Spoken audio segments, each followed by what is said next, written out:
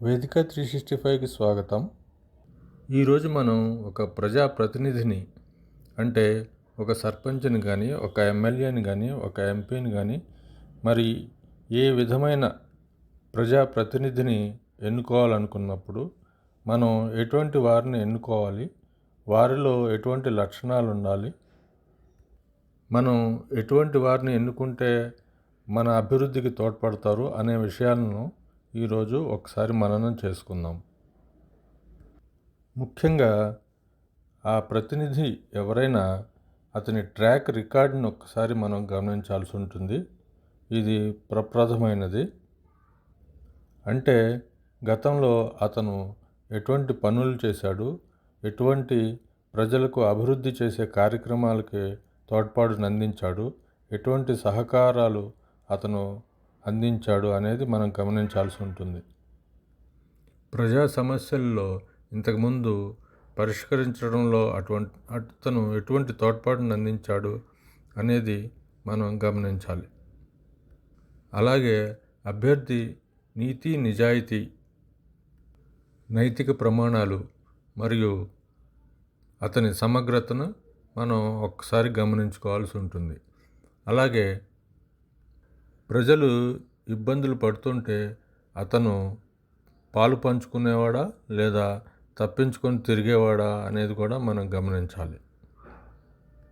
అలాగే ఆ అభ్యర్థికి ముందు చూపు, అంటే ఏదైనా సమస్య వచ్చినప్పుడు లేదా పరిష్కారాలు కనుగొనాల్సి వచ్చినప్పుడు అతనికి ముందు చూపు ఉండి ప్రణాళికాబద్ధంగా ప్రజల సమస్యల కోసం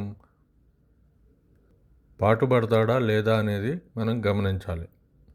మనం ఓటు వేయాలనుకునే అభ్యర్థికి స్పష్టమైన విధి విధానాలు, కార్యక్రమాల రూపకల్పన అటువంటివి ఉన్నాయా, లేక అతని సొంత ప్రయోజనాలు చూసుకునే అభ్యర్థి అయి ఉంటాడా అనేది కూడా మనం గమనించాల్సి ఉంటుంది.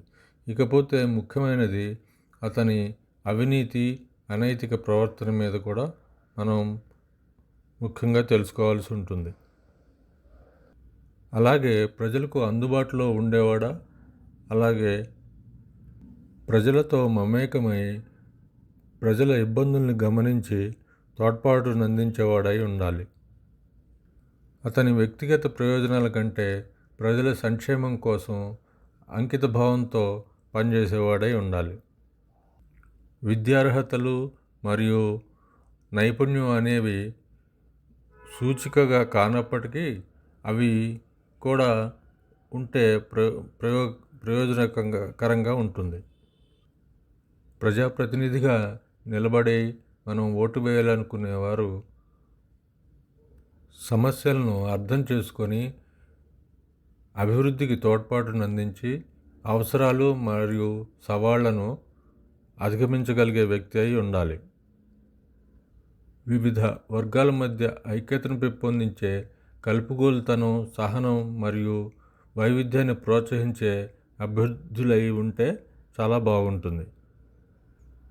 సమర్థవంతంగా మాట్లాడగలిగి ఉండే వ్యక్తి, అలాగే సమస్యలను పరిష్కరించడంలో తోడ్పాటును అందించే వ్యక్తి అయి ఉండాలి. అతను చేసే పనులలో, ఆర్థిక వ్యవహారాలలో మరియు నిర్ణయాత్మక ప్రక్రియల్లో చాలా పారదర్శకంగా ఉండే అభ్యర్థి మనం నిలబెట్టుకోవాలి. తన రాజకీయ లబ్ధి కోసం పార్టీలు మారే వ్యక్తులు కాకుండా స్థిరమైన, విశ్వసనీయమైన వైఖరిని కలిగి ఉండే వ్యక్తిని మనం ఎంచుకుంటే బాగుంటుంది. ఎన్నికల సంఘాలు కానీ, లేకున్నా ప్రభుత్వాలు కానీ, అభ్యర్థులు కానీ, మరి ఏ వ్యక్తులైనా, సంఘాలైనా, ప్రభుత్వమైనా అభ్యర్థుల గుణగణాలను మరియు